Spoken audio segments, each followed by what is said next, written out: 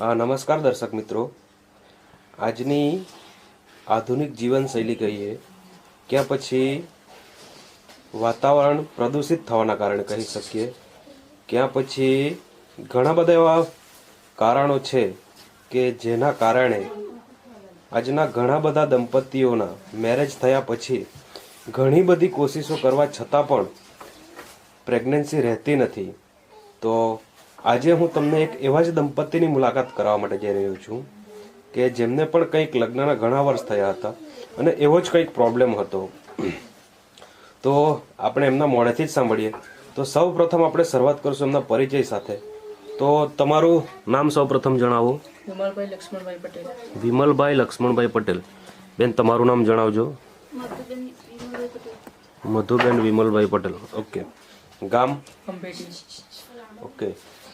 તાલુકો કપરાડા, જિલ્લા વલસાડ. ગામ અંબેટી, તાલુકા કપરાડા, જિલ્લા વલસાડ. તો સૌપ્રથમ તમે એ જણાવો કે તમારા લગ્નના કેટલા વર્ષ થયા? 5 વર્ષ થયા. 5 વર્ષ પૂર્ણ થયા.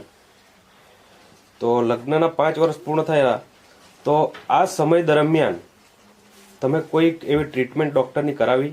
નથી, ડોક્ટરની નથી કરાવી. કોઈ ટ્રીટમેન્ટ નથી કરાવી? ડોક્ટરની નહીં કરાવી.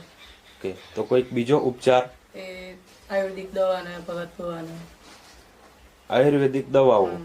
બીજું તો એ ભગત ભવાને એવું. લગ્ન થયાના કેટલા સમય પછી તમે ટ્રીટમેન્ટ ચાલુ કરાવી દીધી હતી? 1 વર્ષ પછી.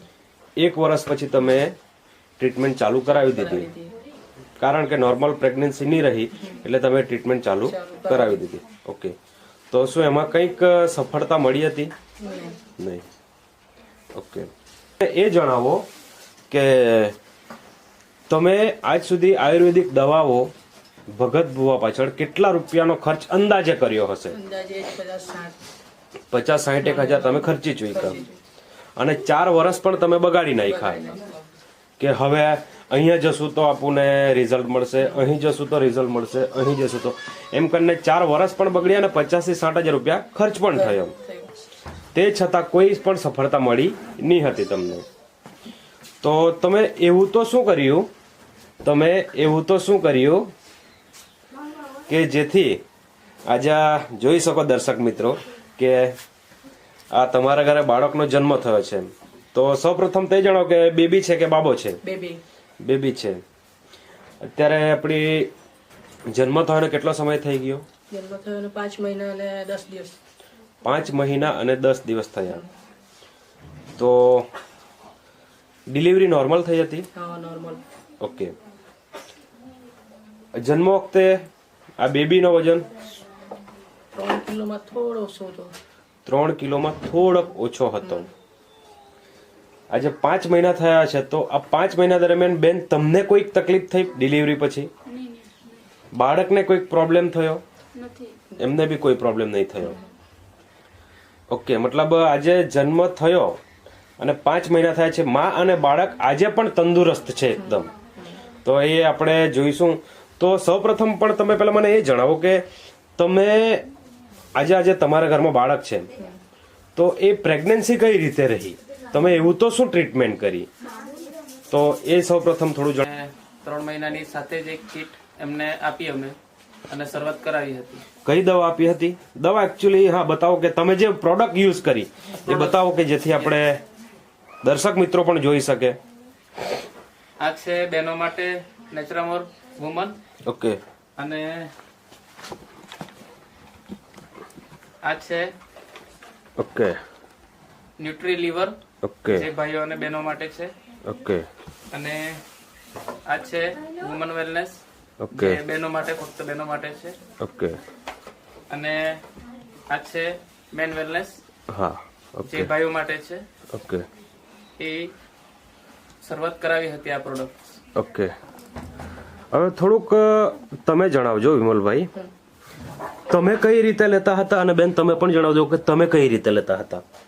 અમે ભૂખા પેટે દૂધની અંદર લેતા હતા. હવે જે પાવડર લેતા એ સવાર સાંજ લેતા હતા?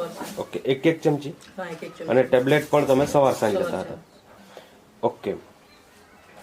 તો તમે જે આપણી એકચ્યુઅલી દર્શક મિત્રોને એ મારે જણાવવું જરૂરી છે કે આ કોઈક સ્પેશિયલ પ્રેગ્નન્સી માટેની એવી કોઈક દવા નથી, પણ આજની ખોરાકની ગુણવત્તા બગડી જવાના કારણે જે પોષક તત્વોની ઉણપના કારણે પ્રેગ્નન્સી નથી રહેતી, તો એ પોષક તત્વોની ઉણપને દૂર કરે છે, જેના કારણે પ્રેગ્નન્સી રહી જાય છે.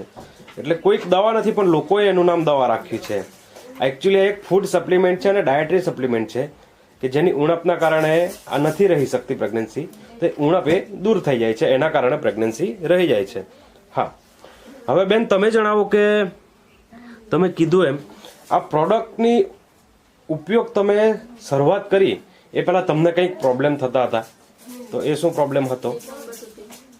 શું કહેવું? પીરિયડના પ્રોબ્લેમ હતા, એટલે પીરિયડ લંબાઈને આવતો હતો. એ કેટલા દિવસ લંબાતો હતો? 10-15 દિવસ તમારા પીરિયડ્સ લંબાઈને આવતા હતા. ઓકે, હવે તમે આ પ્રોડક્ટની શરૂઆત કરીને કેટલોક સમય ઉપયોગ કર્યા બાદ રિઝલ્ટ મળ્યું તમને? 1 મહિનામાં. ફક્ત 1 જ મહિનામાં રિઝલ્ટ મળી ગયું. બહુ સારી વાત કહેવાય. કેમ કે આજે ઘણા દંપતીઓ એવા છે કે જેને અમે પહેલેથી જ કહીએ છીએ કે તમારે કમસે કમ 12-15 મહિના વાપરવાની તૈયારી રાખો, તો જ આ પ્રોડક્ટ, જેમ કે તમને પણ કદાચ કહેવામાં આવ્યું હતું હશે એમના માધ્યમથી કે આટલું તો તમારે વાપરવું પડશે, ધીરજ રાખવી પડશે, રિઝલ્ટ તો મળે જ છે. એટલે બાકી ઘણા દંપતીઓનું કેવું છે કે 1-2-3 મહિના વાપરે પછી હાર માનીને બેસી જાય છે, કેમ કે દરેકની શરીરની પ્રકૃતિ અલગ અલગ છે. તો કોઈકને જલ્દી રિઝલ્ટ મળે છે અને કોઈકને સમય પણ લાગે છે. હવે આજે જે તમારા ઘરમાં 5 વર્ષ પછી આ જે બેબી આવી, નામ શું રાખ્યું એમનું? રિયાન્શી. એટલે ખુશી જ આવી, એક લક્ષ્મી આવી. તો શું તમે આ પ્રોડક્ટનો ઉપયોગ કરીને ખુશ છો?